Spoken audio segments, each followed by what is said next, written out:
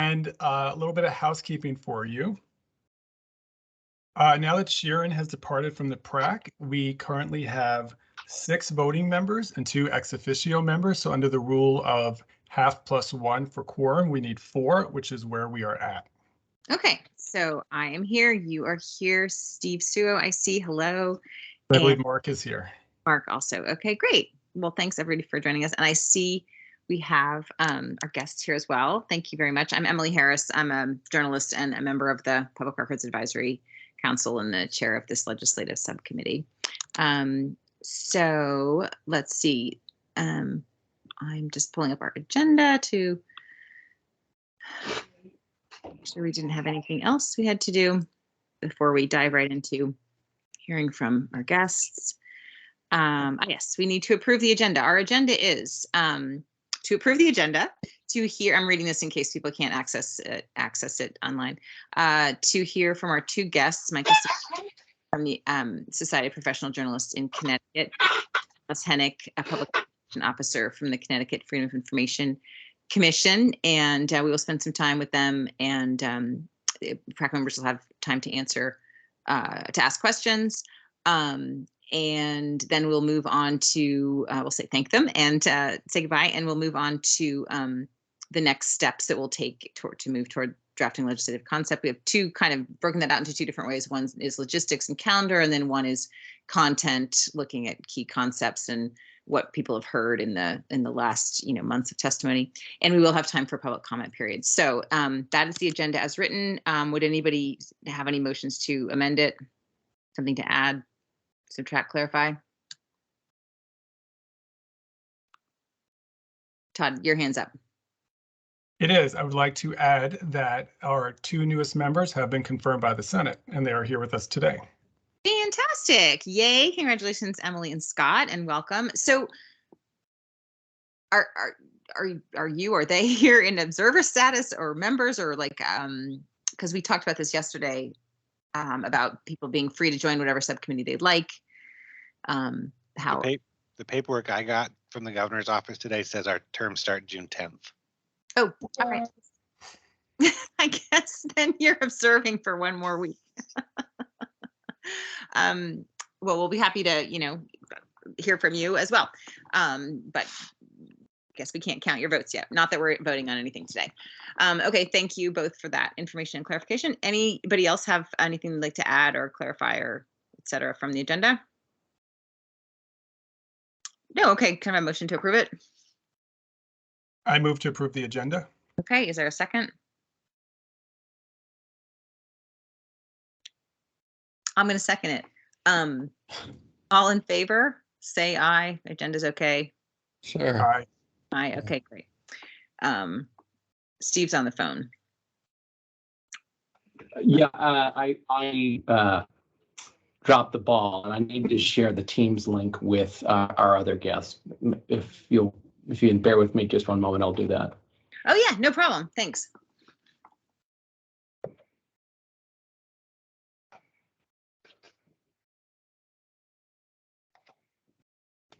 Oh, and I'm just going to take this minute to remind everyone something Todd asked us to start doing yesterday, which is identifying ourselves as we speak so that the transcription software has an easier task.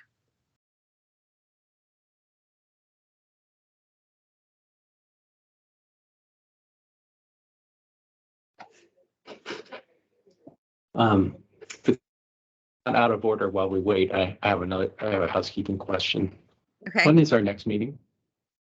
Well, typically it would be 3 weeks from today, but we're going to have to go over that. And since we're entering, popular vacation time, we will want to address that, I think, in our logistics session, part of the meeting. Great. Okay. If you don't mind bearing with us, I'd like to wait for Tom to come in. I was planning on having him go first and then followed by Mike. Okay, that sounds fine.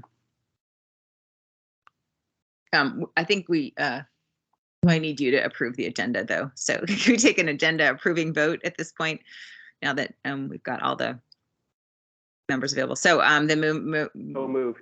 moved. So seconded. everybody in favor of approving the agenda, say aye. Aye. Aye. Any opposed? Okay, the agenda is approved. Great, thanks.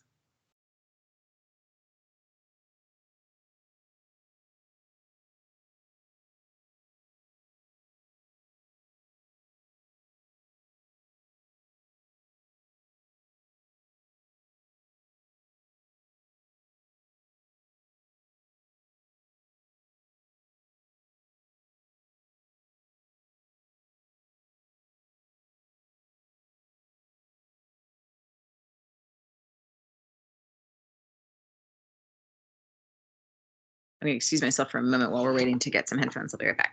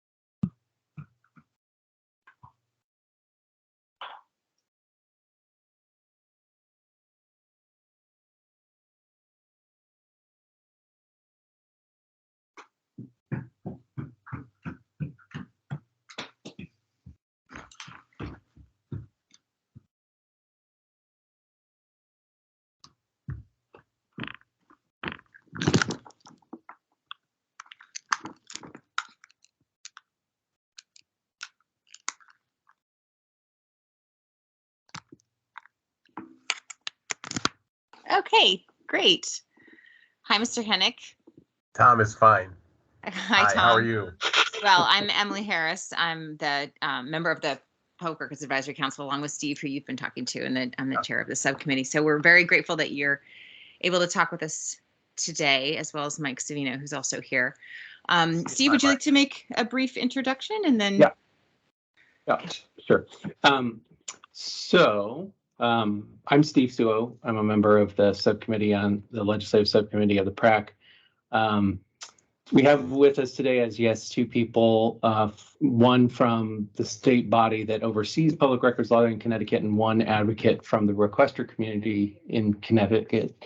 And they will be talking about A, how Connecticut law deals with records costs, and B, how it deals with large and complex requests or requesters of public records. And I believe each has a brief presentation after each speaker will have a period for questions.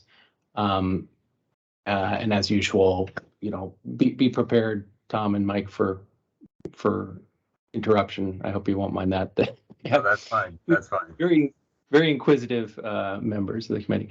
And I'll just briefly introduce, we'll start out by introducing Tom. Tom Hennick is the Public Education Officer for the Connecticut Freedom of Information Commission. He can describe more about his specific role and the FOIC's role in Connecticut. But as I understand it, the commission's primarily adjudicates appeals of record request denials. It has a staff of about a dozen people, mainly attorneys, to conduct this work. With that, I'll hand it over for Tom to kick it off. Thanks. And I will be brief because I suspect questions will take up a lot of our time. Thanks for the invitation. We always love to talk open government across the country, so that's kind of cool. We are responsible, as Steve said, for adjudicating a law that's 47 years old, created in the wake of Watergate. We have one of, if not the only, commission with real actual power. It can order the release of records, and we also deal with the meetings provisions. So it's open meetings and open records. And we can declare a meeting null and void. We can tell a board that it was improperly in executive session. People who believe they've been denied the access rights that the law gives them come to us with complaints.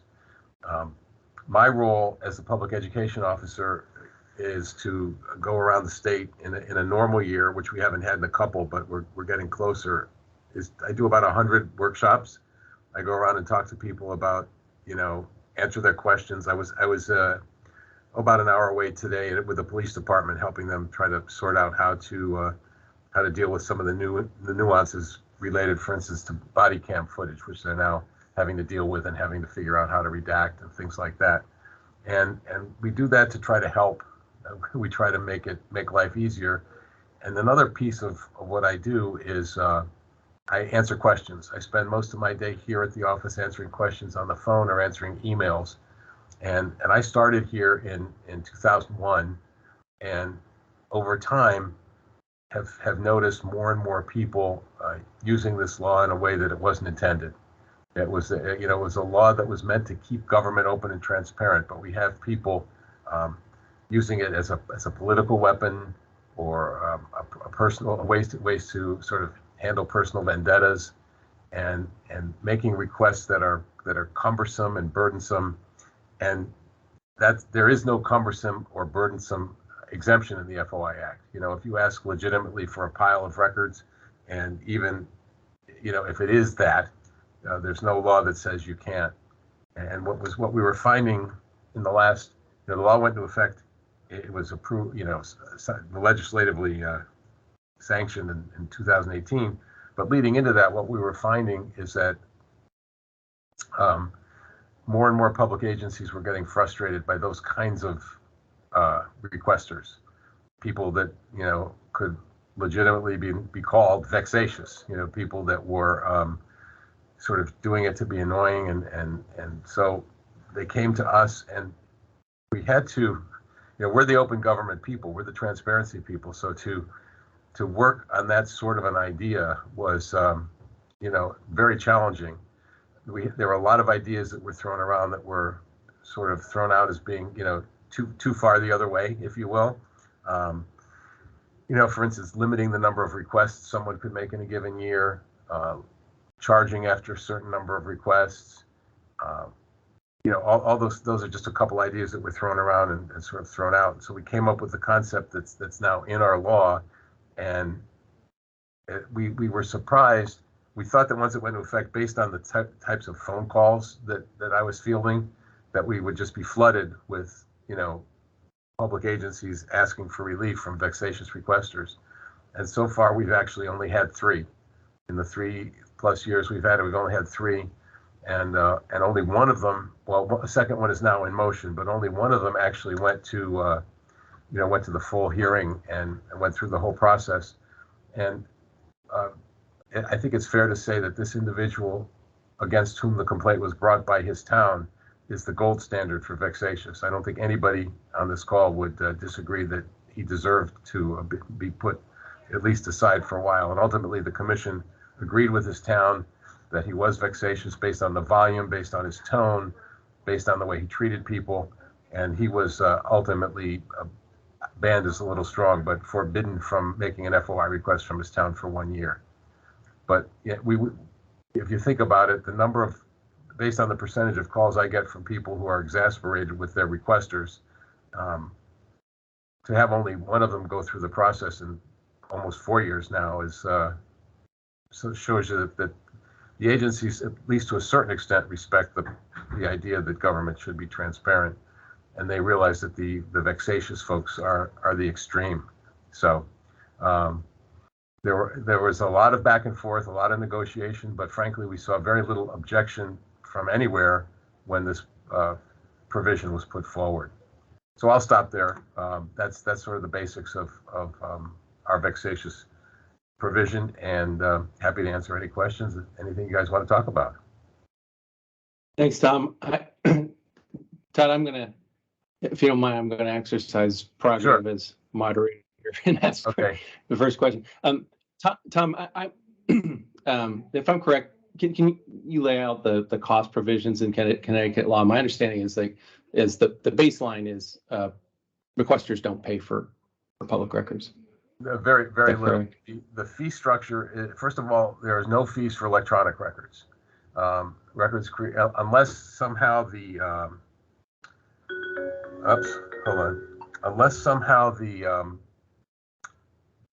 extract the records, the public agency has to perform some sort of formatting or programming. If they have to do that to extract the records, they can charge the requester the hourly rate that it takes to do that, but that rarely comes into effect. The only real charge is a paper copy fee, which was instituted in 1975 when the law was put in place.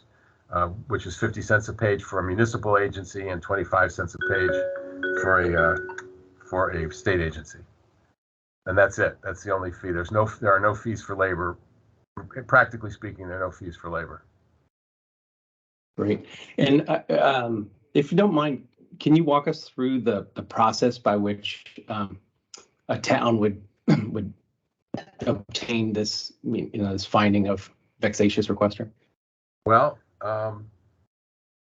it's only gone through, but the process involves voluminous records that are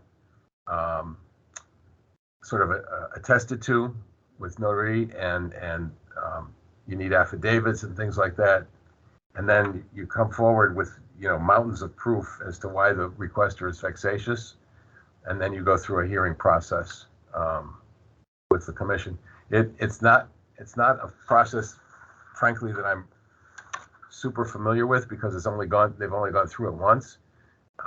If you like, I can have somebody maybe jump in at some point and explain it a little more in depth. But it involves multiple hearings, and the switch is that when you have a hearing before our commission, a requester, it's usually up to the agency to prove why a record wasn't released. The roles are reversed here. The requester has to sort of refute why he or she is considered vexatious. And last question, and I'll hand it over to Todd.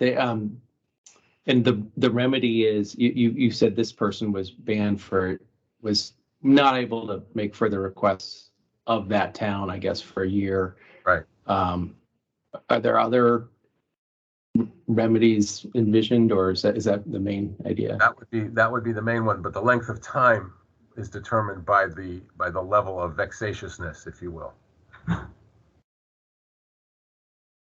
Gotcha. Sorry, Todd, you had your hand up too. Yeah, thanks, Steve. And thanks, Tom. That was very helpful. So I'm Todd Albert. I'm the Public Records Advocate for Oregon. So I'm presently a two-person state agency. So that's a major improvement over how it's been for a lot of our history, where we were a one-person state agency. But I perform a lot of the same duties that the commission does, and Oregon as well does not have a vexatious requester provision in our law. I think some aspects of our law allows a public body to respond to a vexatious requester in ways that protects the public body's own resources and deals with their own sort of resource constraints.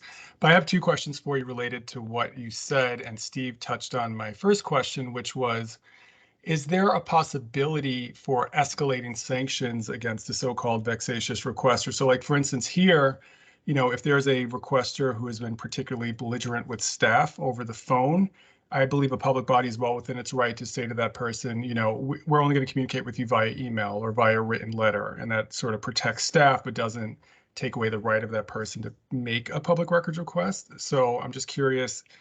It doesn't sound like obviously you've had the opportunity to deal with this yet, but do you see escalating sanctions as a possible way to deal with this with future cases? Todd, it's funny you should bring that up. The gentleman, and I use that term very loosely, who was sanctioned, his year is up, and he is already harassing, for lack of a better word, the same town again. And they are talking actually about coming back with a second complaint against him. But in conversation with the town and other folks, there's been a suggestion that maybe there ought to be an escalation, so that first offense, second offense, third offense. I guess I could say that I wouldn't be surprised if that popped up as a proposal somewhere down the road. I frankly hadn't thought of that. Maybe I'm naive. I would have thought, okay, if you're sanctioned once, then you've learned your lesson. But clearly, this individual and perhaps others have not. And maybe that idea of, okay, first offense, the escalation, maybe that is a possibility down the road. Okay, great. Thank you. And then my other question was, and this is obviously not a judgment against, Connecticut or the system, but I just don't understand, or I don't know for myself how I would necessarily judge the motives of a requester, because of course, like a large request could feel vexatious, but I'm thinking about like the story about the serial killer along Highway 20. Like, to make that story happen, the reporters involved had to just go through reams and reams of data from multiple public bodies. And I'm sure some of those public bodies were like, are you kidding me? Like, how many decades worth of information you want? But that was like a valid and legitimate reason for seeking that information. So just how do you judge a requester's motives? You know, I don't know that it's as much motives perhaps as volume, as tone. You know, it's clear from, and then, you know, where you do have, I guess there is some judgment on motive. I think that's probably fair, but you know, it's sometimes pretty obvious when people are just asking people to, you know, rummage forever through records that would have no base. You know, they're not looking for a killer. You know, that kind of thing. I don't know because I don't sit in judgment, but I think you just have to there's some common sense involved in that as well. And the town presenting, you know, the requester having the opportunity to say, look, I made that request because of, and by the way, this isn't necessarily about a specific request. It's about, you know, the numbers of requests. It's about, you know, this, that, and repeat requests for the same things. And that's kind of where this law, I think, is going to head as we move in the future. Great, thank you. You bet. Emily. Thank you. I really appreciate this. It's really interesting to hear about. I'm curious, a couple of things. The first question I have is, who else is on the commission and how is it decided who is on the commission? So Okay. who's, you know, specifically who would participate in this process of Right. deciding? So we have a 9-member commission. 5 are appointed by the governor, 2 by the political party in power in the House and Senate, 2 by the minority party in the House and Senate. So that's the 9 people. And then when the request for vexatious, you know, when that comes in, vexatious request, we call it a PRVR, comes in. It's docketed like all the other complaints that come in from requesters. And then a hearing officer is assigned by our executive director and general counsel. She actually did the first one with a commissioner. So it's a commissioner who's available plus a staff attorney.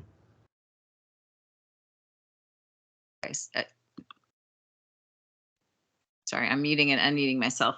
So actually listening to the vexatious complaint is a staff attorney and a member, one of these 9 on the commission. Correct. And they have these 2 people have the authority to make the. Well, they write decision. a proposed decision, and then it goes to the full commission of 9 to study it, to adjudicate, and to hear again from the parties, and then ultimately the commission would make the decision. I see. Okay, great. Thank you. 2 other questions. One is, what has I know this process hasn't happened very much, but you do a lot of other processes. I'm wondering if through these, this access through the public, right? So people who are complaining about not getting records or any complaint that's not vexatious, and then the vexatious ones, have you, and I wonder if you can separate them out, understanding that the vexatious group is very small. Has anything surfaced, any practices surfaced from this process that has been seen as a way to improve the public records process? Like, has it created feedback to agencies where, hey, we could be doing this differently and we wouldn't come up with this problem? Yeah, what happens a lot of times in situations where agencies are particularly lax is that the hearing officer's decisions suggest that they might, for instance, have to sit and listen to me for an hour. It's a training session.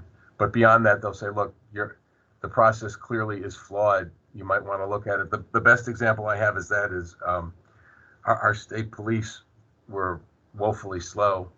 And we started in our commissioner's decisions saying, look, this is taking way too long. And our commission has the ability to issue the civil penalty of anywhere from $20 to $1,000 against the offending agency. And we said, look, if this doesn't get better pretty soon, and they actually went out and acknowledged that they were not following the law as well as they should, and they hired more people and moved people around. They're far from perfect at this point. Don't get me wrong, but there was at least an acknowledgement that what we were telling them needed to be addressed. And that surfaced through that Yes, process of, yes. of managing issues. Okay. Yes. And then actually I have really two more questions. One is about costs, which is what our specific focus is, but this vexatious piece comes up in the discussion of costs. Why are there no costs charged for public records in Connecticut, and how is the cost of this, element of transparency in government, how is it covered? There's no fees assessed. Yeah, I can only speak to what I've been told, because again, the law is 47 years old, and we have to put it sort of in that time capsule. 1975, Watergate. The idea is basically that they are the public's records, and that if you are working for a public agency, part of your job is to make sure that the public has access to its records. So the fees are minimal, and I suspect back in 1975 they in no way envisioned the way that we keep records, and that I want every email between party A and party B for the last 5 years, and those kinds of records didn't necessarily exist back then, and so there was no vision as to the volume of records that are kept and that are available. So I think that would be the main reason that there are minimal fees for records.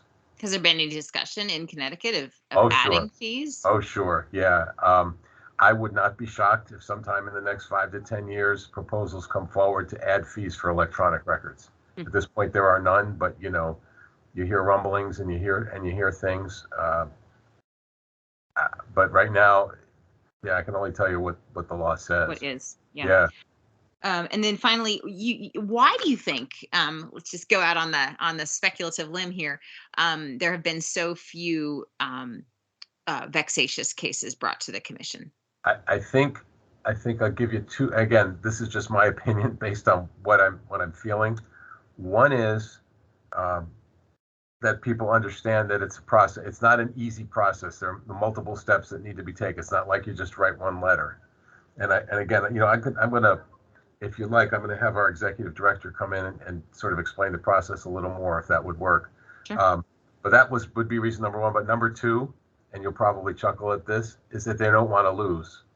They don't want to call one of their major adversaries before the commission and say that they're vexatious and have the commission look at it and say, no, you're not. They feel that would empower the difficult person to be even more difficult. Now that's speculation on my part, but that's what I'm thinking. Okay, thank you very much. You're welcome. That's all the questions I have. Yeah. Todd's back. I am back. I have some more questions. Actually, what I have is like a vague memory from a presentation I saw at a government ethics law conference, and I can't recall if it was your commission or maybe our counterparts from Massachusetts. But there was an educational component to their work, and maybe it was you guys, where if you counseled a public body and they didn't accept your advice in terms of whatever the public records issue was, then that could be used against them at a hearing. And the converse of that was obviously if they took your advice, there was no need for further adjudication. I suspect, Todd, that there are a couple states where there's something similar to ours that don't have the power of law behind them, that have advisory power, and that if they issue advice and say, look, this is what you should do, and then they don't do it, that if they're brought to court, this would be held against them. I'm guessing, but that's what I think would be the case.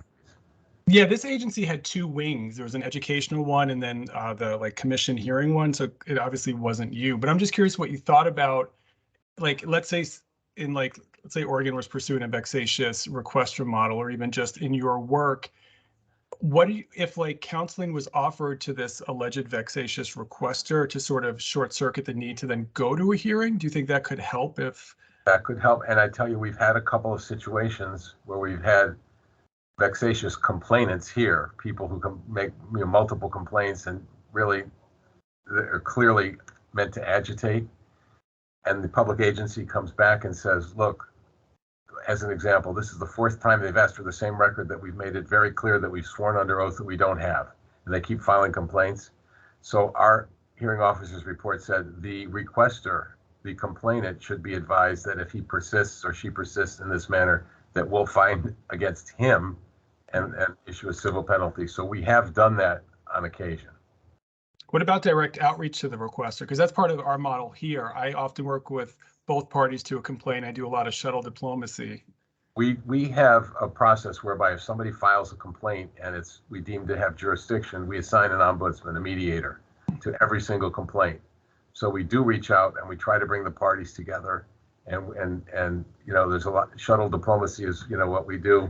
I don't know if you can see them. I have piles of files. They're the red files. They're pre-hearing files, and we just call these people or try to email them and try to get them together so that we could try to. We don't need any more hands. We get between 700 and 800 complaints a year with our small staff, and if we had to hear them all, we'd be cooked because we must hear them within a year. So what we try to do is mediate as many of them as we can so that to winnow down the number of cases that actually have to be heard. So we actually do that. What it doesn't necessarily do, Todd, is stop the behavior. In other words, it might work with one complaint, but if complainant A is filing 15 complaints and we get one of them, 2 of them to go away, the other 13 still have to be, he just keeps. So it doesn't stop the behavior, but the specific complaint, if we can convince them or convince the agency, look, they're asking for a record that he has a right to have, give it to him and it'll go away. I mean, it works both ways. Got it. Thank you. You bet. So at this point, I want to make sure we do have time to get to Mike, but I also want to make sure if people still have questions, you can pursue those. Tom has also offered to bring his executive director in to discuss process in more detail. Do people have more questions that they want to ask right now, or would you like to hear from the commission director?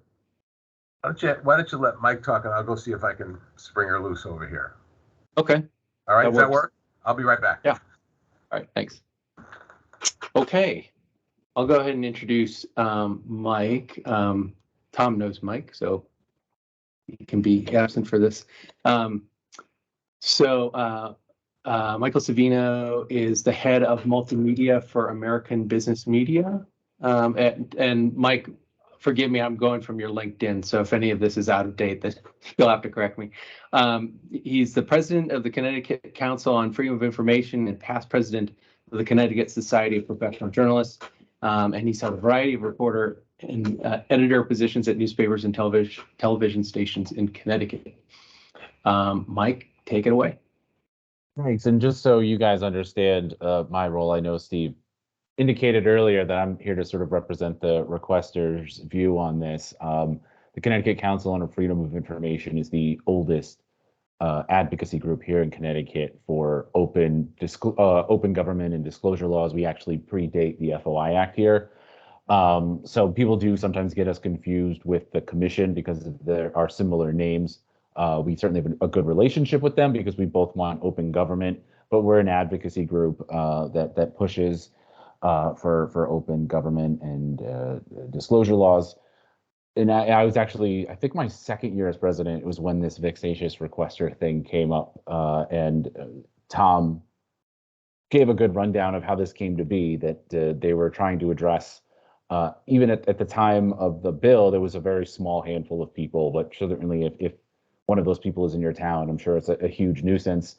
And there were other ideas thrown out that Tom ran through, and the vexatious requester solution was a compromise that we admittedly were still kind of reluctant to go along with because we don't want to discourage people from requesting records. The other thing about our FOI Act, I'm sure it's the same in a lot of states, it also encompasses public meeting laws here in Connecticut. So if somebody has a problem with, I think there was an illegal meeting, I think they went to an improper executive session, that would be a complaint that goes to the Freedom of Information Commission as well. So that would all get lumped in. If you're going to charge fees for those things, they would also have a fee for they kicked me out when they shouldn't have. So we kind of realized that the vexatious requester compromise was a way to address the problem because we wanted to protect some of the things that Tom laid out. That you don't have to pay fees to make a request, that they can't charge you for the labor as they can in a lot of states, and they can put that up front as a way to deter people from going forward with requests. We think this is a very user-friendly process here in Connecticut because, as Tom said, these are the people's records. That has always been the spirit of the law, and we wanted to keep that integrity in place. we haven't run into any, we haven't heard from a lot of people who've said that the vexatious requester thing is a problem. Our organization largely represents media companies and First Amendment lawyers, the ACLU. But I do hear from other people from time to time who come across our organization online. Actually, coincidentally, the person who was sort of the impetus for this law reached out to me as this was going through negotiations, and he kind of bragged about being this person, and he didn't think it was really fair to him. So he's kind of had that tone all along that he just feels like he's entitled to things that maybe don't exist, or he's harassing. But we just saw it as a way to keep the integrity of the FOI Act here in Connecticut and keep some of the user friendliness in place, but still addressing the concern that municipalities have in terms of being harassed, making sure that employees can do their job. Because as much as we see transparency as a pillar of government, we realize state agencies don't exist solely as record keepers. They have jobs to do. So we do need to strike a balance between allowing them to serve other core functions, but also allowing people to have access to records. So this was a good compromise, and it really hasn't been too much of a problem. The other thing, as this has gone through the process, there's been discussion to the legislative intent that this is not meant to squash media requests, and certainly even within the debate of what's a legitimate request, media organization can argue about, yeah, this is a voluminous request, but we're here to inform the public. There's a public interest here. As massive as this record might be, that can certainly be part of the conversation as well. So, it certainly hasn't been an issue for users in general here in Connecticut. So, I do think if you're going to move towards some of the things that we do here that we love in Connecticut, the low fee, the restrictions on fees, the making the commission process very user friendly. The vexatious requester compromise can be a way to address some of the concerns that I'm sure public agencies would have with that. Mark has his hands up. And before we go to Mark, I want to acknowledge, I believe we have with us Colleen Murphy, the director of the Connecticut FOIC. Welcome. Thank you for jumping in. Thanks. Sure. I'll just stand by until if you want to follow up with me. Thank you very much. Mark. Sorry about that. Well, first of all, I want to thank the state of Connecticut for adding vexatious to my lexicon, because that's a new word for me and I appreciate it. So thank you. I like it very much. It's a great word. I don't think it was on the National Spelling Bee last night, but it's still a great word. Real simple question. Does the state of Connecticut have timelines for the production of public records requests? I mean, Colleen would know more, but I mean, it's generally the state law requires prompt access, but that's all it says. It doesn't really spell out what prompt is. So much to the question that I think Todd had for Tom about how do you get to intent, it's a common sense thing. Am I asking for a simple arrest record where redactions are very much spelled out? Or is there a complicated argument about what is a draft and what is a final document? How big is the request? It's a very common sense thing that it varies from document to document. There are some timeline things in the statute that get to how long an agency has to respond, how long they have to deny a request, and once there's a denial, how long a requester has to file a complaint, so that this can't run on forever. But I'll pass it off to Colleen if she wants to add anything about promptness and that. Yeah, that is the general standard. Mike has it right, that it just the statute requires prompt access to public records, and sometimes people are frustrated by that and will say, well, it means without undue delay, and then they're like, well, what does that mean? And we can answer that with a body of law that we have on that now, and that really started with a declaratory ruling defining or the factors of what goes into promptness. So, you'd be looking at the nature of the request, how how large a request it is, how easily accessible the records are. Is it something in my filing cabinet that I could give you in 5 minutes, or is it in the archive somewhere? You'd be looking at the needs of the requester. How quickly, has the requester said, I need this for, in 2 weeks' time to go to my land use hearing. And then you also would look at what's happening at the agency. How many FOI requests did they have pending, what their other workload was. So you kind of balance all of those things if it becomes a question of promptness. But without any set time periods, it's worked, I think, pretty well. And of course, as I said, we've developed this body of law on what promptness means. Mark, did you have another question? No, thank you, Todd. Thank you, Steve. I apologize. I know it was a little bit off topic, but I wanted to sort of get a sense for whether or not there were any time limitations. We were actually, before 2017, we were very similar in our timing requirements, like the state of Connecticut. However, since that time, we do have hard deadlines that were incorporated into our statute in 2017. Thank you very much for your response. I have kind of a follow-up on that because I do think it's on point that because of the lack of fees, fees have been cited as a kind of a tool by which to help force or coax requesters into narrowing their requests in Oregon. But are timelines essentially kind of that tool that's used by public bodies in Connecticut to, like, if you narrow this a little bit, we can get it to you in 2 weeks instead of 2 months. Does that happen? Yeah, that happens. I mean, and that's something that the commission will even do. Tom talked about the mediation process. They'll step in anytime that I talk about this publicly with reporters or others. I make this, like, if you want a big request, talk to the agency about whether it's, if you narrow it, we can get it to you faster, or this is my top priority, so please get this to me first, and then I understand that this other information that I want may take longer. But those dialogues do happen, particularly in towns that do value transparency and want to work with requesters to make sure that they trust the process. So it does happen in Connecticut. Great. And my other question is going to be, Mike, I know that you lobbied on this issue you were active on it in the legislature for the SBJ when the bill came up in 2018. I know in talking to journalists, other journalists, when they think about the idea of somehow prohibiting or limiting a requester's rights under the law, they get very nervous.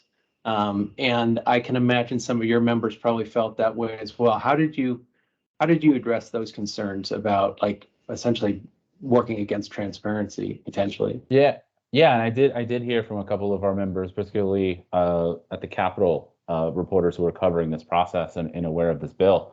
I mean, I think I just threw a couple of things. One is, the fact that you have a hearing, so you have a chance to make your case, understanding that if you're a journalist, you can make the argument about, this isn't just a vexatious, I'm harassing them. There's a public disclosure, and just obviously there's a faith element to this, but trusting that the commission would have broad deference to that and broad understanding of what is a journalist, right? Obviously in 2022, we don't want to narrowly define who is and who is not a journalist, and we certainly would have pushed back if there are efforts to try to define, well, who's in the media and who's not. I think secondly, understanding that there's a balance here in also, I don't want to call them legitimate, but people who are trying to actually get to information versus the handful of people who are harassing and clogging up the process. The commission has a 1-year statutory limit that for years they've also been understaffed and been up against. They take it very seriously, but they've been up against it. So if you can sort of open up that pipeline a little bit, other more fruitful FOI requests will come through the process faster. Thirdly, here in Connecticut, whatever the decision is, if you don't like what the commission rules, you have the right to appeal to court and take your argument to a judge. So it's not as if this is final binding. You can't go anywhere if you don't like the ruling. Thank you. Todd. Hey, everybody. This question would be for Colleen and Mike, and I'm going to sort of write it in real time as I think it through. I get how when you're dealing with maybe like a more traditional public records request for like stuff in someone's file cabinet or pretty straightforward reports, how it might be easier to get to the notion that the requester is vexatious based on what they're asking for or how they respond to the public body. But what I'm seeing in my work in Oregon is a lot of the consternation is around public records requests that seem straightforward, but then involve a lot of information, say for email or databases or metadata. And I'm sure you guys have similar issues. I think that's just sort of the growing area of the public records law in general for everyone. So how do you sort of move the line for what constitutes a vexatious requester when you get into these more difficult public records requests, but that are becoming the norm and that just naturally involve more records to be produced? Because my concern is that a public body that's either not acting in good faith or is just so overextended, instead of trying to engage with the requester to work through a difficult request like that, will be like, forget about it, they're vexatious, we asked them to narrow it, they said no, we didn't bother to explain like our terms or anything to them about how we can make that work, and we're just going to file a complaint against them instead. So I mean, that's kind of a garbled question, but just how do you keep those concerns in mind as this area of the law grows? I'll address that. I mean, I think our statute as written isn't really designed to deal with that specific instance. I mean, I think ours is really written that there's a pattern of vexatious conduct that goes, in one form or another, not just that a request is voluminous or somewhat difficult, and in this electronic era requires time or you to go to your IT department and, run search terms and do all of these different things. We were really, we really had the ick factor ourselves when we were, even working on this at the legislature. But what gave us comfort is like our statute has, a variety of things in it that we're going to look at for the vexatious requester. And what you find that the agency has to demonstrate is it really has to demonstrate some pattern. There's abusive language in the requests, or there's just such a high volume, or there are repetitive requests for the same things.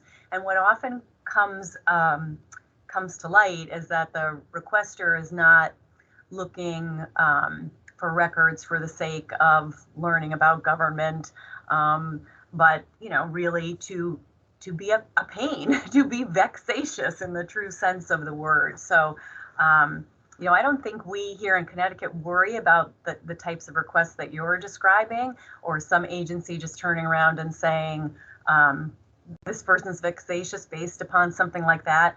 If we were to get a petition based upon that sort of example, we would just look at it and say, this is just a regular FOI request. Yes, it may be a little more complicated than another one, but it certainly doesn't meet the criterion that we have in the statute.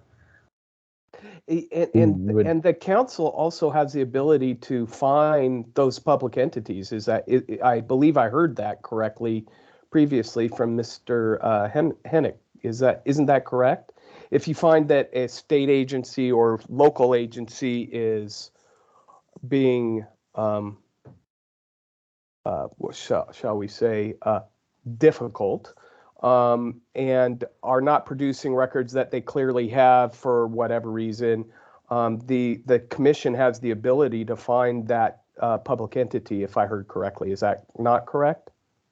Yes, we have some fining capabilities up to $1,000 per violation, and that's usually that's if the conduct. It's a high standard in our statute for that too, but the conduct on the agency's part has to be fairly egregious. Do you mind if I follow up on that, Steve and Todd and the rest of you folks? Because I think this is an important topic. Has the commission what's the experience of the commission in fining other public entities, whether they be state or local? I mean, have there been examples of that by the commission? There are a few examples. There really aren't that many, and sometimes that is something that, well, frequently it's pretty much brought up about whether we should fine more, whether the fines that we can impose should be increased. Traditionally, our commission has taken the position that the statute is more it shouldn't be punitive necessarily in nature unless there are some situations that require it. That, you know, sort of taking the position that most public officials want to do the right thing. Most public officials aren't purposely trying to avoid. Many public officials don't understand the law. So the fines are rare. We have had a few instances of it, but it's a big topic. Our current commission has definitely raised that as, you know, should we do this more? Should we fine? And it certainly does get attention when we do fine. We had one case with our state police. Mike, I'm not even sure you might have been involved in that one. It was one of those cases. Yes. So maybe you could speak to that, but where we No, had, there was a pattern. I think I was like the second of 3 or 4 cases. There was a pattern with the state police where they had, you know, to the issue of promptness, they had a backlog of requests for simple arrest records, warrants, arrest documents, depending on the nature of the case. And it started out at it was a year, maybe a little bit less, so it was a while, but you know, it was something that the commission just would say no. If somebody comes to us, we're going to make you turn it over faster, because the state police take complaints, or take requests rather, in the order that they come in, out of fairness. Then a few, probably 5-6 years ago, when there was budget issues, they cut a position from their records division and moved it elsewhere, and then the backlog exploded and it became 2 years. Then somebody would have to file a complaint to the commission. So you're talking really 2.5 years from the time of my request to get a record. If I file a complaint, otherwise you have to wait 2 years for them to process it and then tell you whether or not they'll give it to you. And the argument that we made was, to the issue of using resources and priorities, sure, state police, your number one job is public safety, but one of our core principles and one of your priorities should be transparency. And you need to figure out how to balance this. And if you need more people in the records division, instead of cutting them, you should make the argument to the governor that we're understaffed here, and then force the governor to say yay or nay on transparency. They weren't doing that. There were other cases after us. Actually, this got them the SBJ's Black Hole Award as the least transparent agency in the country one year. And the commission ended up fining them because there's other, on top of this, I think the case that issued the fine, the hearing officer pointed to a history of problems going back 10 years of other conduct, including another case that I was involved in where there was a case here in Connecticut that basically turned upside down how we were able to get police records, and that if a case was pending, police had the ability to very strictly limit what you get access to. The legislature here in Connecticut stepped in and said, that's not what we intended, so we're going to clarify the law to go back to how it had been done so that people can get access to records while cases are pending. The state police ignored that and continued to use an old process that the legislature said we're not using anymore. The commission told them to change it. They changed their policy and it still wasn't in compliance, and they had to change it again. So there's a whole history of state police until at least the last few years of just blatant disregard for transparency, which is what led to that fine. Could I ask one more follow-up to this topic, Steve? Because I think I do think it's important. So the commission has the ability to fine a public body. Does that include individually elected officials? yes, the statute says the fine goes against the official directly responsible for the violation. So when we get a case where somebody's requested civil penalties, or if we determine that we're going to do that, we have to figure out sort of who to pin it on, who seems most responsible, and the fine goes to that person. And sometimes we get into the question, well, then who pays the fine? Does the person individually pay the fine? And we're like, well, that we're hands off in terms of that. You have to figure that out. You know, but we do direct it to the individual directly responsible for the violation. Thank you for your response. I appreciate your information and sharing, joining us today. Appreciate it. Sure. I took Tom's seat from him.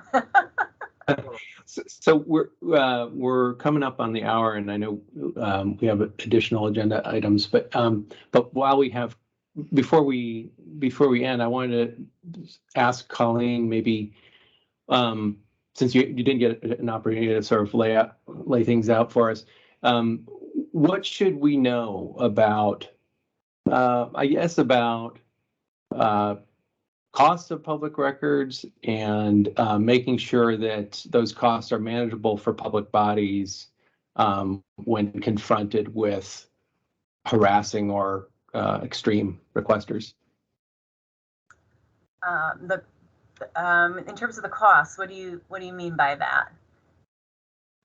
Well, you missed this part of the discussion, I think, but we were struck by the fact that Connecticut, unlike Oregon, does not allow for recouping labor costs and very little recouping of costs from requesters.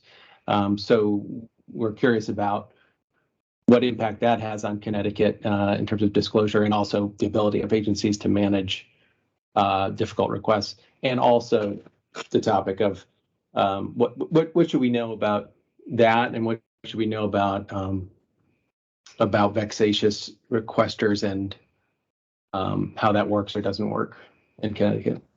Well, I don't know if Tom got into it in terms of the costs or the fees. I mean, that's something that is talked about a lot in Connecticut. You'll sporadically get some, measure come up to increase fees or to charge for searching, or, any variety of things. And I think we're very proud generally that we've been able to beat most of those back.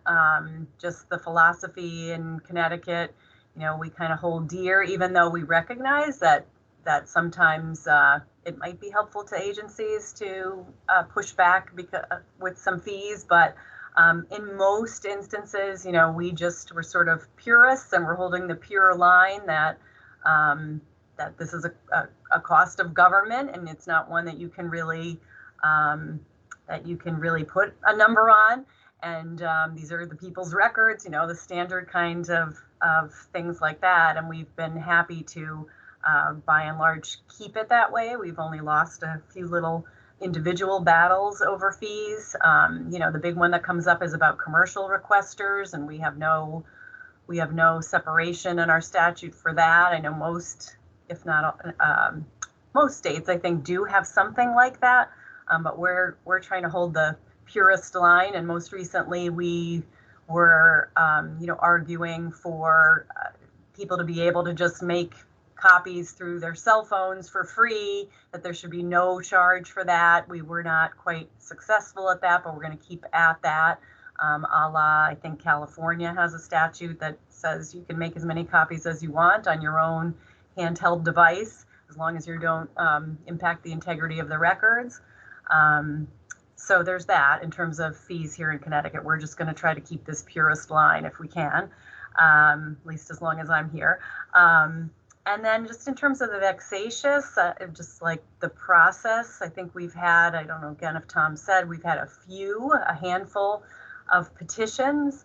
The good part again, I think, about the statute is it's pretty tough for an agency they have to put together a pretty serious petition. They have to lay out a lot of evidence, because I'm going to get this. And as we were talking in the previous example, if I just see it's like one big old request, or the person filed 3 complaints with our commission over the course of 3 years, and then I go and look and I see that the person actually won their cases, that's not going to do the trick. So the agency has to be really serious about what it's doing. It's labor intensive for the agency to demonstrate the vexatious nature.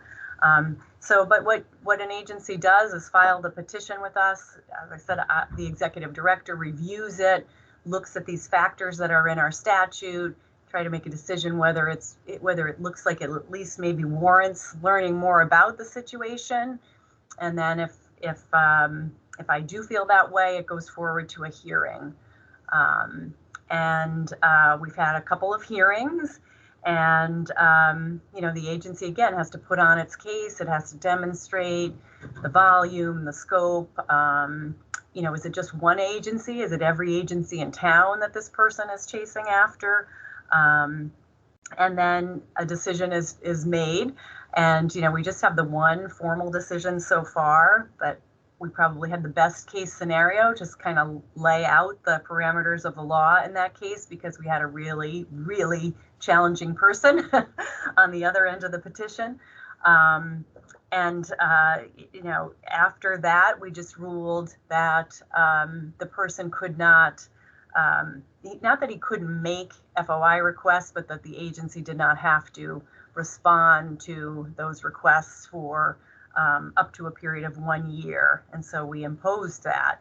Now, the problem that we learned, because it went on appeal, and this is something that I might think for us, now you're in the weeds of our stuff, but the 1 year rule, by the time it went through the courts, the 1 year had already expired. So the court dismissed the appeal on the basis of it being moot, which was unfortunate because it didn't really adopt our reasoning or put a stamp of approval on what we had done. So I'm thinking we maybe need to expand that timeline, or we need to say that it's stayed if there's a court appeal or something like that. So that's where we are with it. We are adjudicating one right now. It's in the middle of hearings, and the person against whom the petition is filed is certainly not happy. But I think it's going to be a good process, and it'll be interesting to get yet another decision to kind of ferret this out a little bit. Thanks very much. Mark, you still have your hand up. Did you have an additional question? I do have one last question, if I may, Steve. Folks, I'm interested in narrowing the ability to narrow requests. And I think that this is an important topic because I think it does service for the requester as well as the producing entity.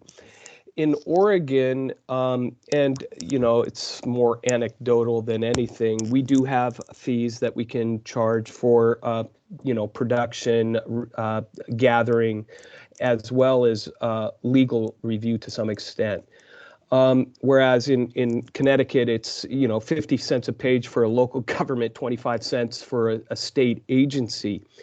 My question to you is, how can those state agencies or local entities work with their requesters to narrow those type of voluminous requests?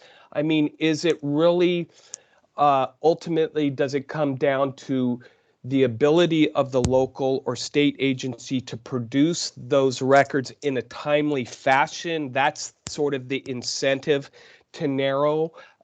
How do those public entities in your state work with requesters in an attempt to narrow requests? Because in Oregon, obviously, money oftentimes will scream, and people will see that their request is going to cost them a couple $100. They may not be able to afford it, but if you narrow it down to this, we can get it to you, and oh, by the way, it's free, right?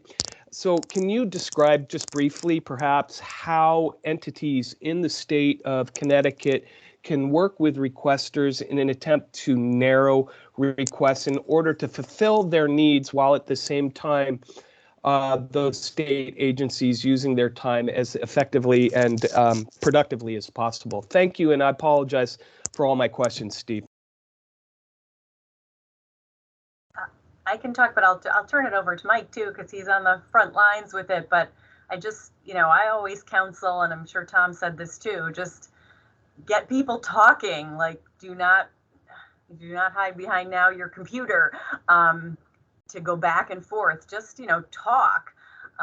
That's the most simple way to do it. And, except for the outliers, you find that on the requester side, they're sort of happy if they can get 80% of the load and they're going to get it in a couple of weeks, and then that they don't have to go through our process, because as great as our process is in many ways, you still have to wait to go through it and have us adjudicate. So I think it's really just getting people to talk, the good old-fashioned talking, communicating, understanding what the needs are of the requester saying, oh, I see, you got, it's your budget cycle now. Okay, let me just back off for a little bit. Building trust between the parties. What we're lacking everywhere now is trust, right? But so, Mike, what do you think?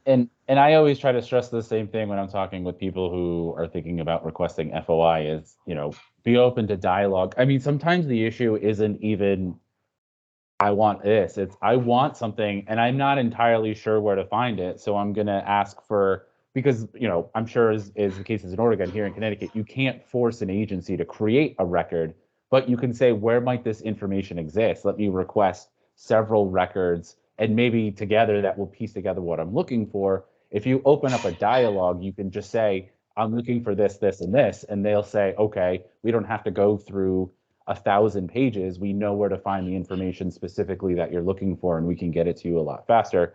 So I also encourage that dialogue because it'll speed things along.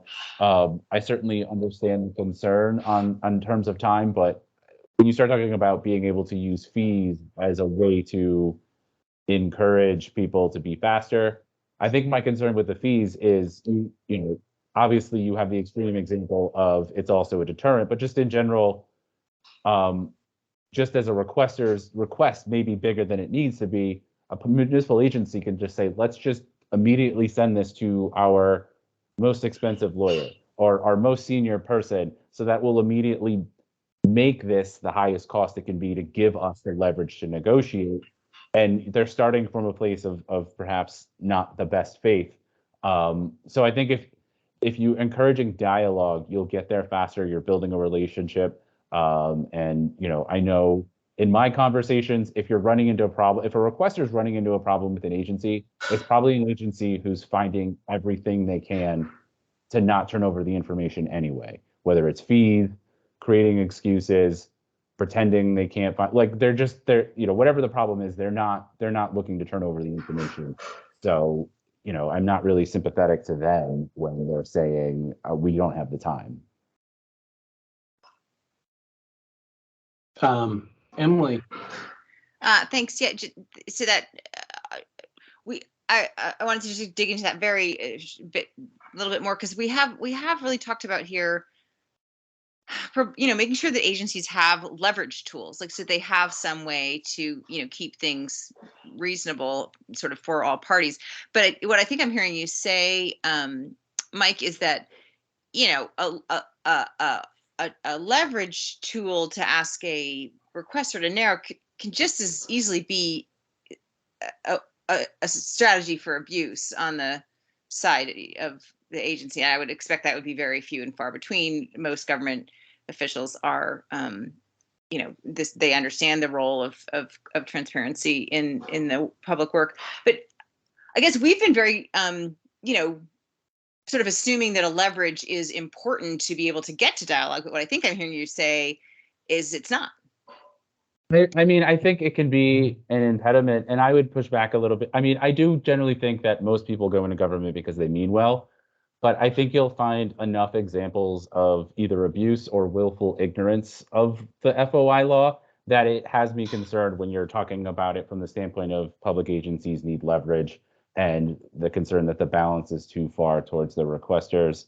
I mean, I'm not going to go through a laundry list, but there are examples of agencies, whole towns, where they just don't take advantage of the training, and then they turn around and they go, we didn't know the law. And it's like, well, for years you haven't trained even your volunteers on what their basic requirements are for open meetings, and then you're not posting agendas for 10 years. Like, I'm not really sympathetic when you're not even teaching them you have to post an agenda, or you know, a town is we had a situation in a city here in Waterbury where the Board of Ed negotiated a settlement with a school official, and in the settlement they agreed to not disclose the settlement even if it was requested by the local newspaper, which is just like a flagrant violation of the law. And when they went to the commission, they basically shrugged their shoulders and were like, I don't know.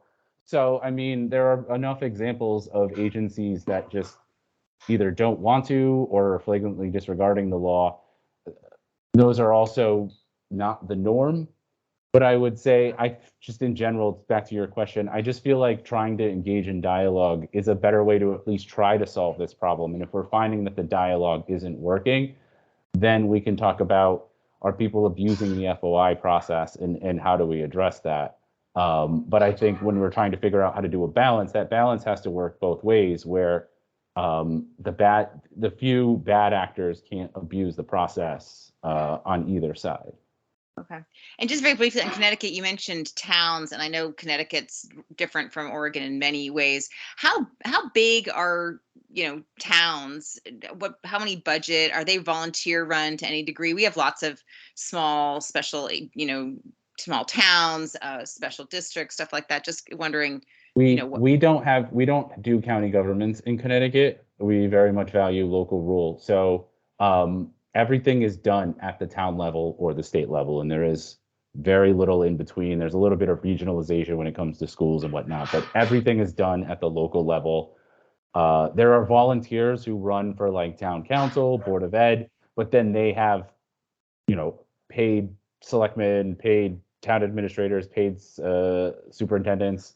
So for most people, the most impactful decisions are going to be coming from these local boards, volunteers, and the paid professionals who are running their towns, setting their property taxes. For almost everybody, the single biggest tax you will pay in Connecticut is your property tax, and it's not even close. So these are very impactful decisions for people at the local level. Okay. Thank you. So this has been a great discussion. I know Emily, as the chair, is probably eager to get to some additional discussion. I will ask one last small question. Is the FOIA commission, are those volunteers or are they paid? They're paid $250 for a commission meeting or hearing. Other than that, so it's a per diem based upon their hearing or meeting service. Okay. Maybe that's an idea we should take up at for the PRAC. That would be more than we are compensated now.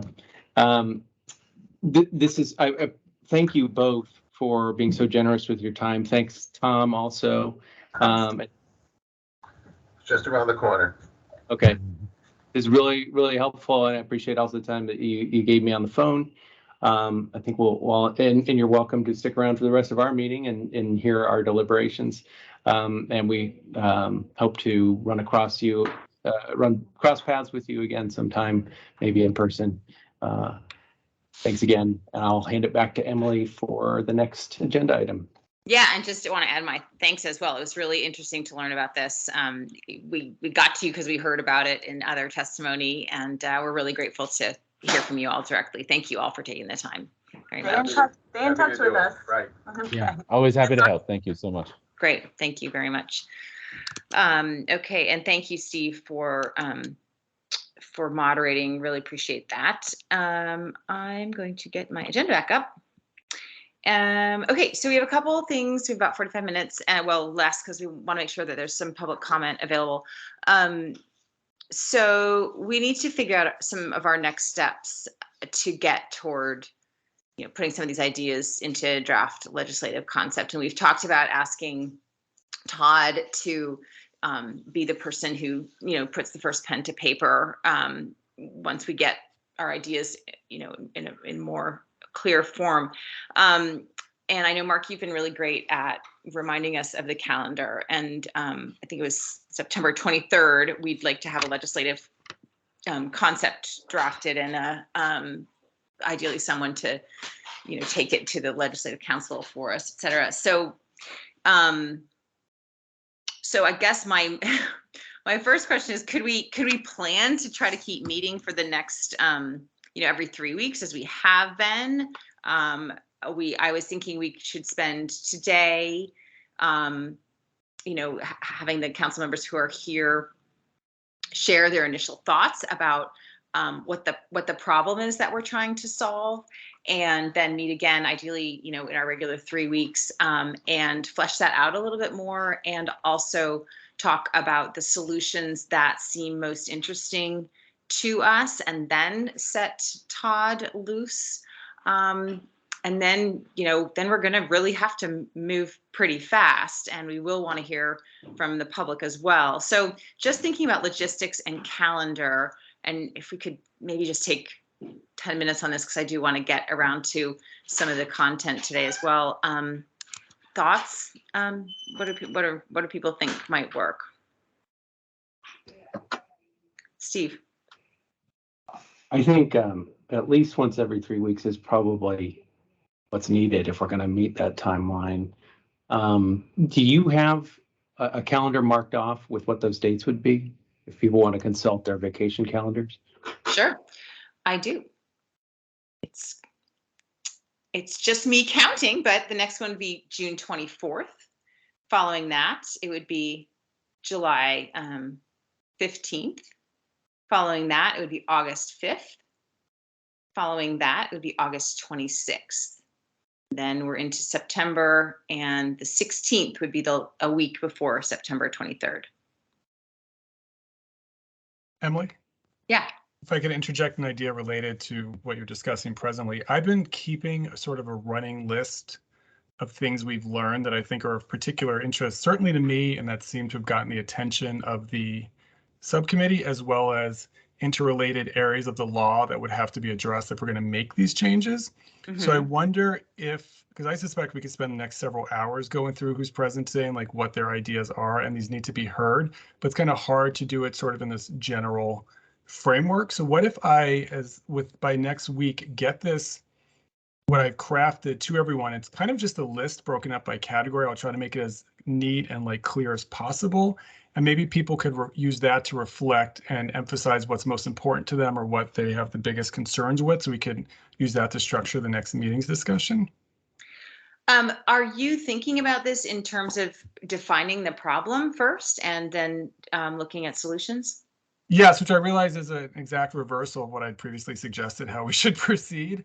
But in an attempt to get up to speed as quickly as possible, I've started writing this draft anyway and trying to keep everyone's thoughts in mind and the notes I've taken. So I feel like I might be off to a good start based on what's already occurred. And obviously I don't want to leave anyone's thoughts or concerns out, but maybe it's easier if we talk by reflecting against this document instead of just sort of, listing our pros and cons. Just an idea. No, I see Mark nodding, and I know, Mark, that was always your intent to just ask Todd to do the first crack. I really would like to spend some time, certainly today, hearing from people about what they think the problem is. What are we trying to solve here? And that can come, there could be pieces of that maybe are sort of fragments of a problem, but I'd really like to understand that as a group, at least what other people are seeing as a problem before we try to solve. I'm concerned about the situation where we make a solution and then we start unraveling the solution because we don't think it's going to solve the problem, and then we realize we don't agree on what the problem is, and then I think that would be not something I want to realize in late July. So I think it sounds like you are on track to frame a document in that way. Is that am I understanding you right? I mean, and we've spent most of the hearings on a lot of it's on problems, but it's always been wound up in sort of already looking for the solution. So I do want to like back off that for a second so we understand what we're doing. But do you feel like you're in a position to sort of approach it that way? I think so. Okay. Steve, you had your hand up. Yeah, I think it would be helpful, Todd, especially if I think part of what we want to synthesize is not simply both things that, like what we heard today, which is a potential solution, but also kind of what we heard back from Oregon officials and requesters about their definition of the difficulties that they're facing. I think that has to be at the front end, and then we can maybe if you can capture all that, that'd be great. Does that feel like something you feel on track to do in that framing, Todd?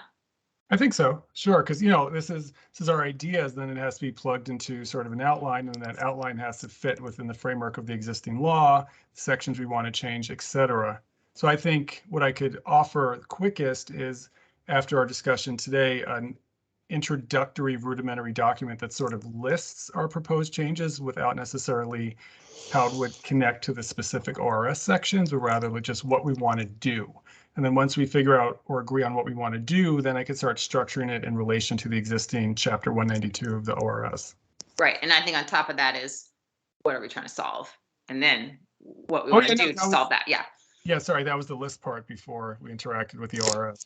Okay. And of course, just to let everybody know, because you may not have experienced this, and I don't see our legislative counsel on the line or in the meeting at the moment, but Michael's here. Is that who you mean? Is Michael here? Yeah. Oh, there he is, Michael. Well, I was going to say something very complimentary, that oftentimes things that get submitted to legislative council are always improved by legislative council. How's that, Michael? I guess he's not there. He's I'm not here. the No, I listener. just Oh, not Michael at DOJ. I meant legislative council. So Cameron, right? Thank you. oh. So Mike Cameron isn't here with us today. In any event, what I do want to warn everybody is we can write the most beautiful, perfect bill and have it submitted to legislative council. Trust me, it goes through a sausage making machine once it gets there. Okay, that's my point. So what you submit is not necessarily what comes back, but hopefully we'll get something real close. Yeah, understood. I just want us to be clear on what we're doing, especially if it comes back from legislative council different. We can then we have check against ourselves. Then the fun begins again. Exactly. Yeah. Okay, so if we did that, and I'm gonna just want to make sure that that is the way we want to proceed. If we did that, you think you could get us something by June 10th, Todd? Your kids are still in school for a week. Just kidding. I don't mean to bring up your personal life. I'm sorry. No, it's all good. I'll be camping next Friday anyway. Honestly, it depends on what comes out of today. I could better offer an estimate at the end of this meeting. Okay. But then we could probably within like some time to digest it before we meet again June 24th. That would be the goal, yeah, to get you something before June 24th, probably in some sort of list form based on categories of what we're trying to fix. Okay. Okay, so that is a answer to the logistics and calendar part of the agenda. How does that sound to folks? Todd, you're clearly on board with that idea. Mark, it sounds like you are. Steve. Yeah, maybe we can nail down the exact dates with a doodle poll or something like that after this meeting. But I think the general idea of like whatever number of meetings that was that you cited sounds good. Do you think we should be meeting? I mean, like, well, we can address this, but let me just finish this cycle. Michael, what are your thoughts about this plan? To talk today a little bit about what we see as the problem, and then to get Todd to put something together in the next week or two, and come back together June 24th to react to it. Yeah, I mean, that's absolutely fine with me. I don't necessarily know that I see a lot of complexity in defining the problem, but I'm often surprised when I start out thinking that way, and then we start talking about it, and turns out I was all wrong. See, that's it for the members of the committee. Yeah. Can I ask Emily? Yeah. Just real briefly. I know that they aren't truly voting members now, but I know that Scott is here. I saw Emily, I believe, is also on the line, and I know they've been pretty quiet. And I also realize they're only just sort of getting started here, but. If they have any thoughts that they'd like to share as well, I would welcome them. I don't want them to feel excluded from this conversation, despite the fact that they're officially starting in a week from today. I think that any input that they may have should be sought, and would welcome to hear any thoughts that they may have. I don't want to make this more complex, but I also want it to be inclusive. So thank you. Yeah, okay, Emily, and it's a good idea. Thanks, Mark. Emily and Scott, you are neither on the spot. You are not obliged to make any comments at all, and you are both, and you are welcome to. So I know you're both here. Would either of you like to comment? We're just talking about this process at the moment, and we're going to get on to how we define the problem in a minute. But you want to open your mics or raise your hands? The process you guys have talked through makes sense to me, and I double check my calendar, and every 3 weeks, at the moment I'm available. So. Oh, we have to snag you then before you. They do fill up, right? The closer it gets, but no, everything, the direction we're heading seems like a good idea to me. Okay, thank you, Emily. How would you're welcome, and you're not required to make a comment. It makes sense to me as well, and I also double checked my calendar and am available on the dates proposed. Okay, yeah, those are every 3 weeks. It sounds like it sounded to me like, Steve, you might be suggesting we might need to meet more often than that. No, it sounds fine with me. I will say I can make all of those dates but one in August, but I mean, you guys can go ahead without me. Yeah, or possibly shuffle, depending. I'm sure there's gonna be lots of different August issues. Okay, so then I don't think we really need a motion for this, right? Because it all fits in with what we've talked about before. So let's go ahead with that plan. That we'll shift the discussion now to some content. Todd will bring us back something. Can we set a deadline of no later than June 17th, Todd? So that we can have it a week before we meet next on June 24th? Yes. Okay, fantastic. And then I'd like to move the discussion now to key concepts and values as a starting guidance. And I really appreciate, Todd, that you have been keeping notes on things. I've also listened back to all the testimony, except for the last one. They were having some troubles with the video that will get solved shortly. But I've listened back to all the testimony as well, and taken notes and had some time to reflect on, again, many solutions. I would just like to go around and offer the opportunity of anybody who's on the council, and again, welcoming Scott and Emily to contribute if they'd like. I don't even know if either of you want to be on this subcommittee, so you might want to consider, be considering that, because after June 10th, you'll be able to make some choices there. But just, yeah, I mean, what's wrong here? What are we trying to do here? What's the problem we're trying to attack? Mark, you have your hand up. Go ahead, and then Steve, after you. Well, since the time I began on this committee and even before, the claim has been made that fees in Oregon public records law is a barrier to access, therefore limiting or reducing transparency for the public in the inner workings of their government. That is not why Oregon public records law was established back in, what was it, 1973 or 74? I forget which one it was. I think it was 4. That's a problem. And I think that there are a few issues that contribute to that. One being the notion of what is in the public interest, and whether if something is deemed to be in the public interest, public bodies may reduce fees. I think that the typical move by a public body, and I'm probably going to get stoned by my brethren on this, is that if something is in the public interest, it ought to be released. Whether there ought to be a fee attached to it, I'm still up in the air a little bit about that, but I do think that we have a disconnect between what is determined to be in the public interest and the ability of public entities to be able to charge for the production of that information. So that's one of the key things from my perspective.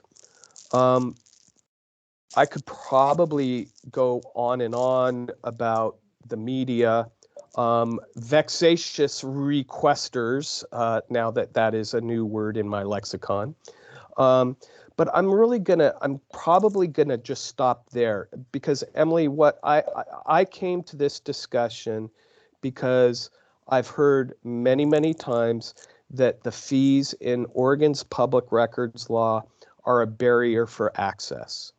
Oregon's public records law was created precisely for the opposite reason. Therein creates an inherent problem.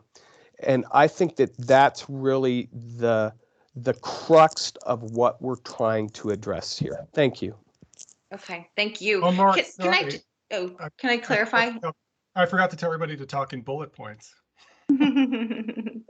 Right, we'll try. Let me clarify, Mark. Do you? I've heard you say there's the claims been made repeatedly. You've heard repeatedly. Do you believe that fees are a barrier to access? Yeah, I do to some degree, but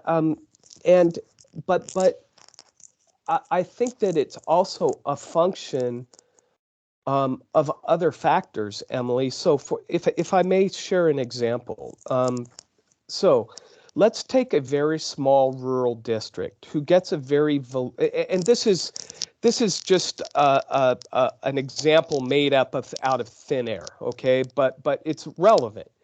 I've got 950 districts across the state. Probably I would anticipate that 95% of those districts do not have in-house counsel. They actually have to contract with outside private law firms.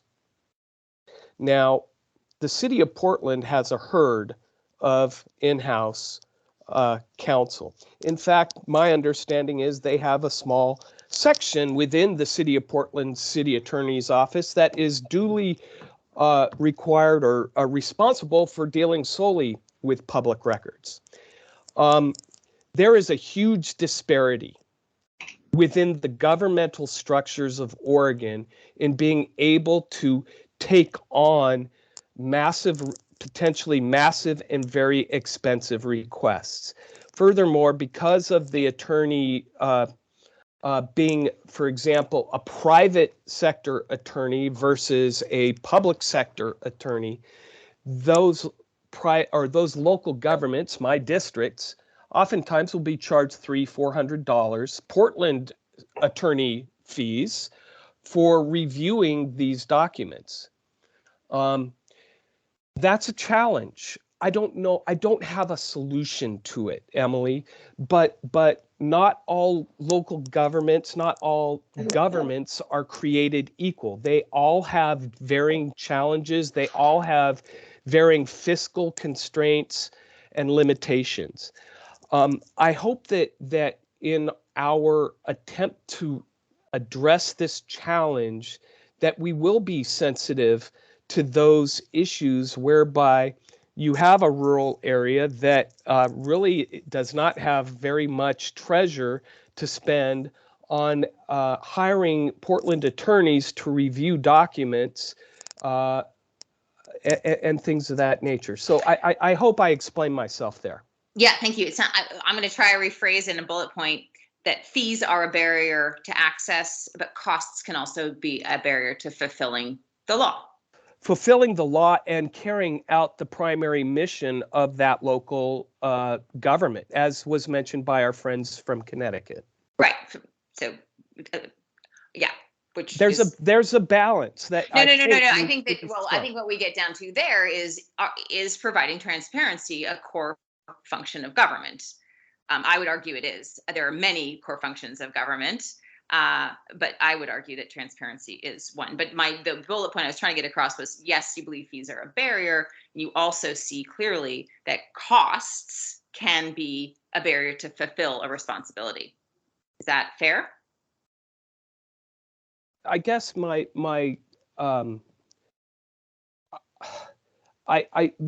I fear, Emily, let me get down to my biggest fear, I guess, is that we have, for example, for my membership, I have 30% of my membership that has an annual budget of less than $100,000. Yes, I understand that. Yeah. And that $100,000 in general fund, if they are having to ship voluminous amounts of material to a downtown city of Portland attorney's office to review, a lot of that money can be eaten up very, very quickly, thereby really hampering the ability of that local government to fulfill its obligation. Now, that's not to say that those records shouldn't be produced, but we've got some challenges here, and I really hope that we can strike some kind of a balance that creates more access by lowering the barrier of costs of cost barriers, while at the same time enabling or ensuring that these local governments can survive and carry on their core missions. Okay, I think at core we are saying the same thing, more or less. And I agree, Emily, with your point that transparency should be a core mission. I do not disagree with you whatsoever on that point. Thank you very much. Thanks for the bullet points and clarifications. Okay, Steve, Todd, Michael? I think, yes, Steve, you had your hand up next. Go ahead, please. Yeah, thanks. So I appreciate all those points that Mark just made. What I heard from people in Oregon who testified was that really no one is happy with the current system. I mean, the public bodies, regardless of the availability of fees to them, they still feel like they're nowhere near to recouping their costs of complying with public records laws. And yet at the same time, requesters feel this pervasive threat or actual exercise of fees is hindering or deterring them from obtaining records in the public interest. And I'm not just talking about $1,000 fees or $15,000 fees. I mean, small town newspapers that are given pause by a $200 or $300 fee. You know, one has to make choices about these things. Now you can say, well, it's good that they're making choices, so you should choose wisely. You know, you can have these records, but know that you're going to pay for it, so choose wisely. And you know, I agree that people should not. It's not possible for people to ask for everything under the sun and be granted that. I think that the difficulty is that one takeaway for me is that, you know, fees have been cited as a tool for bringing people to the negotiating table. It's a very blunt instrument that can be applied to just about anybody, and sometimes is. It's not always. I mean, we heard from public bodies that almost never charge fees, but it can be used as a blunt instrument, either to say, okay, we're going to recoup every single cent of our cost because we need the money. And then the person who can't afford $300, they just walk away. Or it can be like, you know, somebody who says, we're going to put the highest paid person on this to dissuade somebody. You know, we don't know how much people are acting in bad faith, but I'm sure that happens. But it's a blunt instrument that's really what we're talking about is this small outlier group of requesters who are seeking any and all emails from every city employee from this date to that date. We're talking about that extreme, you know, the hypothetical weaponizer of records requests, which may happen. We've heard that it happens at the federal level, And so how do you deal with that? And so we've heard of tools that can address that short of fees, which carry with them, I think, a pretty big cost. Fees, like, it's simply negotiating over fees. The discussion of, is this in the public interest and is it not? Is it worthy of a fee waiver or not? Is this the correct cost estimate? Like, do you, has your check cleared the bank before we can proceed on this? All this discussion, that has a cost. It also has a cost in terms of friction. I mean, I think there's a good deal of animosity that's built up between requesters and public bodies when they impose large fees or even attempt to collect what they consider their actual costs. It naturally creates friction. The only public bodies that I heard feeling that really sounded like they were not too troubled by the current process are those that are very liberal in their fee waivers, such as DEQ. They feel, it seems like they have the process in hand because they've put bodies on it and they're able to manage this very large volume of requests each year. I think so. So the other point I think is one of the reasons why nobody's happy with this system is because we haven't adequately funded it. I mean, you heard from Connecticut, like, these are the people's records. We believe in that, but we haven't put the money there. And I don't think we can have this discussion of, without addressing that more explicitly. I mean, we don't know exactly what it costs to comply, but we should start figuring that out. And we should, I think we as a committee should tackle the question of how do we adequately fund it. We heard from the FOIA panel that an important part of making the federal system work was the creation of 50 years ago these FOIA officers in every federal agency. It's become a professional competency. There are people who are trained in this. Their job is to disclose. They don't get paid more if they deny requests or if they grant more requests.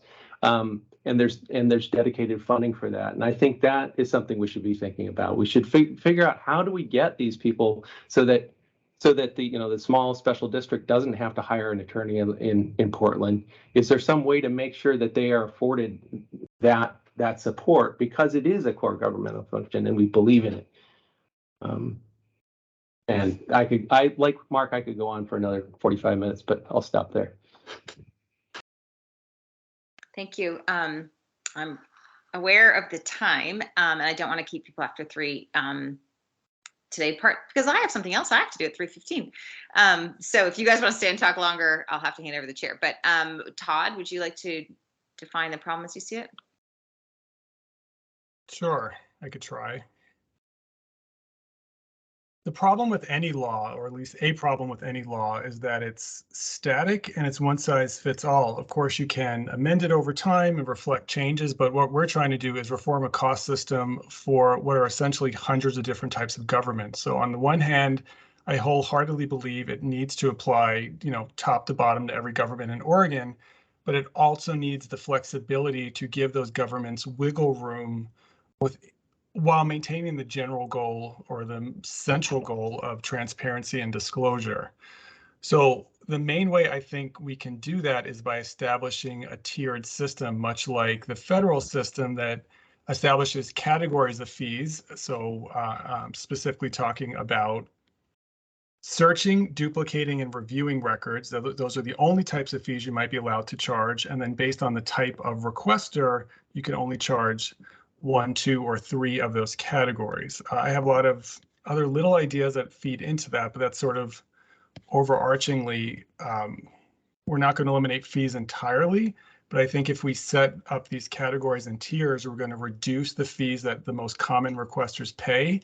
And then if we introduce reform to how fee waivers and reductions are further considered after you go through the tiered system, we'll eliminate a lot of requesters having to pay anything beyond nominal amounts for records. I think we should specify in the law a set amount of time after which public bodies can start charging fees, but not before.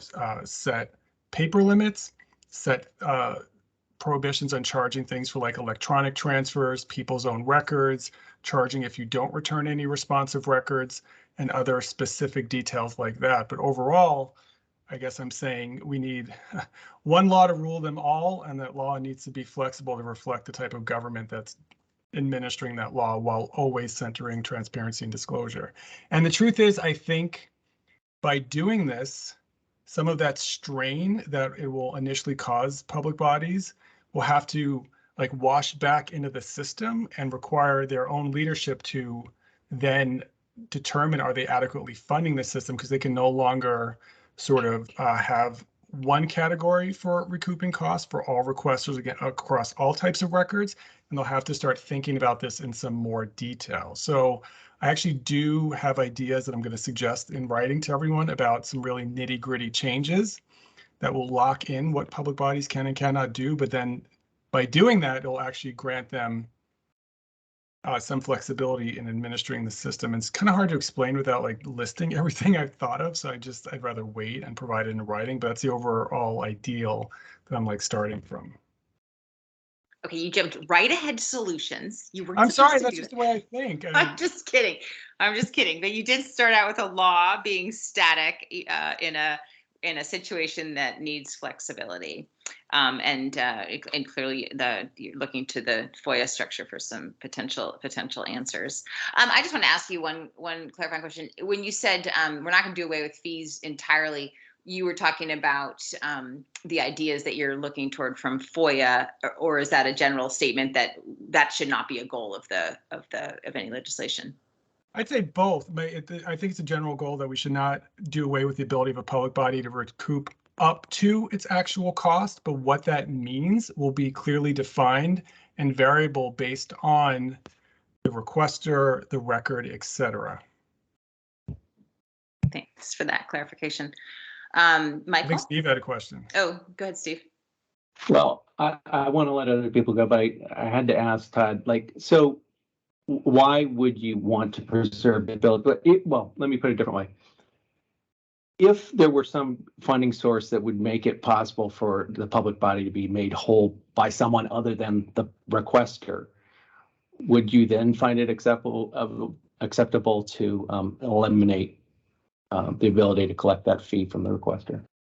I am open to that. I do not think we should be trying to do that during this round. I am in favor of doing structural reform along the lines of what we're discussing. And I think after that system is implemented, then I would be interested in exploring how to pay for it with, say, like state grant systems or some other central pot, maybe creating like centralized records custodians for, say, like, 20 special districts at a time or something like that.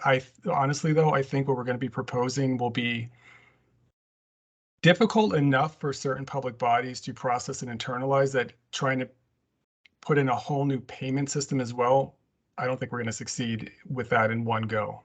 I think, in my opinion, we need to do this step by step. Go ahead. Yeah. Sorry. And what if there were alternative mechanisms by which one could negotiate short of fees so as to manage costs, such as movable deadlines, such as a vexatious requester provision that would obviate the need for fees? I have some of that in my ideas. Like, for instance, if we're just going to get into this quickly, currently under the law, it just says a public body can ask for clarification. And if a requester doesn't reply within 60 days, the public body can close the request. I want to get more specific and say things like for requests, and obviously this is very rough language, but for requests related to emails, databases, and metadata, a public body has to work with the requester to identify custodians, timeframes, keyword search terms, and data dictionaries where applicable. And the public body is obligated to provide all non-confidential information to effectuate that conversation, like names of reports, names of databases, etc. And the 60-day time frame to request clarification after which you can close a request does not begin to run until the public body makes that offering to have this discussion with the requester, but also that a requester would be obligated in good faith, to the extent possible, to work with the public body to establish those terms and categories. So yeah, I definitely agree that there can be other things utilized right now that move the impetus on sort of establishing a good request away from costs and fees, but I don't see it working or making it through the legislature to wholeheartedly remove fees at this time. Okay, let's. Yeah, yeah. I and need to move on. Mark, I'm sorry. okay. We have 9 minutes and we need some public comment availability. Michael, please. Sorry, guys. I had a little trouble finding my mute button. Yeah, this discussion doesn't give me honestly much hope that we're gonna find anything close to consensus, because those ideas feel like largely like non-solutions to me, honestly. But let me start by stating the problem. I think, from my perspective, the problem is that producing public records is a public good, but it's a process that's driven by private actors, and that the public good that it produces is not always commensurate with the cost that it entails. And I think that that's fundamentally why we have fees. I think the idea of actual costs is like not even really, I mean, it's really a fiction, right? Like, the staff time that you get charged for your public records request is time that the public body was paying for because they had an employee, whether or not you asked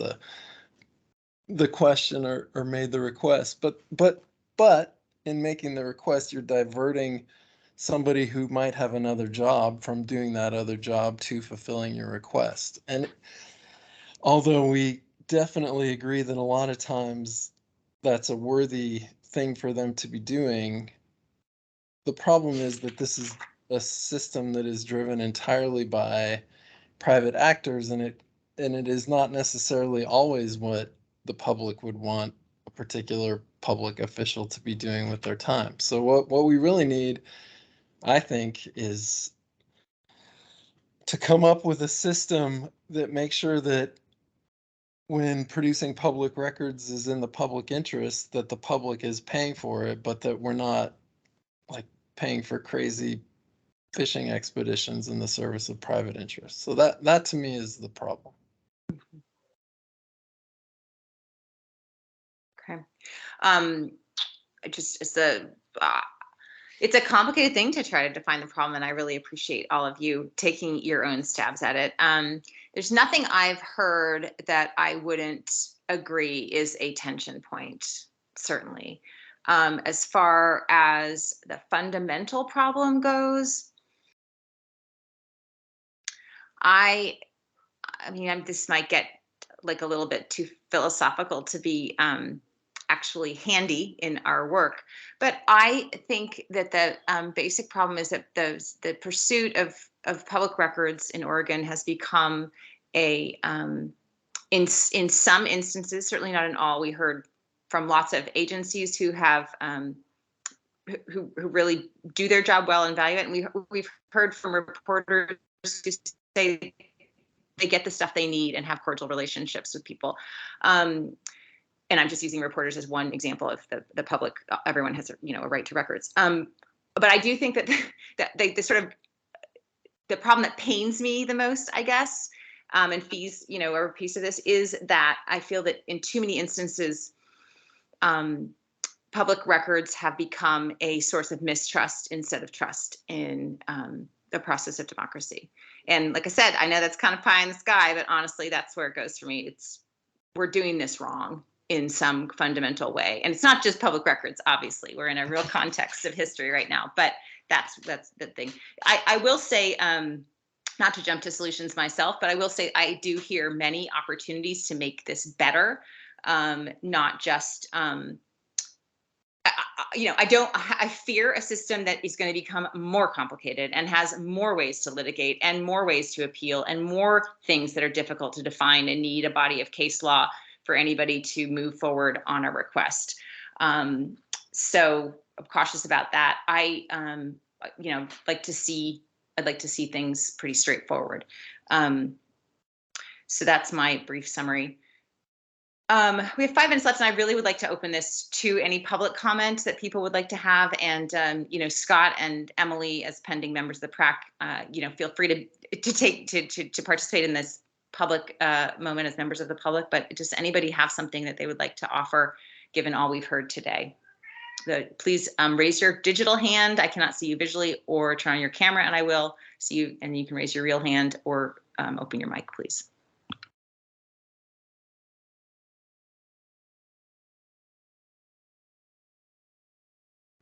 Tom, you turn on your camera. Would you like to speak? Sure, Tom? thanks. And just very briefly, appreciate all the comments and your wrestling with this. For the record, I'm Tom Holt, representing the Society of Professional Journalists Oregon chapter. Just one thought I would like to add to your mix of things that you consider, that one of the goals I think we should have is in whatever changes in process or incentives you do around fees and whatnot, that becomes an inherent incentive for agencies to do a better job of organizing their records in the first place so that they are more easily accessible. And that that can be a really big set of things. It can include the way websites are organized. We have a lot of websites that are really great websites circa 2001, where it's very difficult for ordinary people to dig and find information, and then you wind up having public records requests instead of people being able to access stuff online on their own. So I think just thinking about things like that, the organization of records and accessibility of records, as you wrestle with, what solution space might start looking like. Okay, thank you very much, Tom. Anybody else like to speak?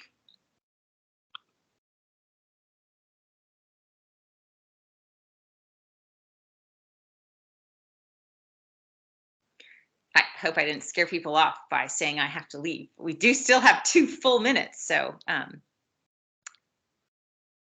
not hearing anybody right now. So thank you all for participating in this, bringing your what's important to you and all the constituents that you represent on this committee. Really appreciate people beginning to formulate those and share them. And I think we should plan on adjourning, if I can get a motion for that, and then coming back on June 24th, and getting an initial stab from Todd. And Todd, I really do appreciate I know you've thought deeply about this and clearly about this, and I appreciate your work on this, and I really appreciate your sensitivity to bringing in everything that you've heard from different people, even as you've got some solutions lined up that you might favor first off. But thank you for being willing to, take that role to include both of them. Steve, sorry, did you have one last thing? Yeah, I don't want to end things on a difficult note, but I would like to think next time, I would love to have maybe kind of a restart on, as we approach how we share ideas and listen to ideas. Some of the feedback I heard in just response to some of the ideas that I threw out, for example, sounded a lot like, that's not going to work. And that I can hear that. I appreciate the candor. We have to have an honest discussion, but we are spitballing here right now. So I intend to listen to you, and I hope we all can accord one another that same collegiality. I agree with you, Steve. Thank you for saying that. I think we need to be careful of looking at the details without seeing the full picture. And that until you can see the full picture, you don't really know how the details work with one another. So I really hope that we all come to this with an open mind and open hearts. I know that everybody is. I'm confident in that. So it's time to roll up our sleeve, folks, and I would move that we conclude the meeting today. I'm going to say one last thing before I look for a second, which is, I'm sorry, but this is really important. I think that's that point about what we know is going to fly and what we don't know is going to fly, or we know is not going to fly. I believe that depends on us, because if we actually can agree on something, takes all of our needs into consideration, then we talk to people, and together we are going to be able to do a lot more than if we go off by ourselves. I think that we cannot predict the outcome until we have determined what we're willing to put in to making something happen. So back to my speech on consensus, but really, I think it's up to us. Does anybody want to have a second motion to adjourn? I'll do that. I'm also ready to swing for the fences with you guys, so looking forward to it. Great.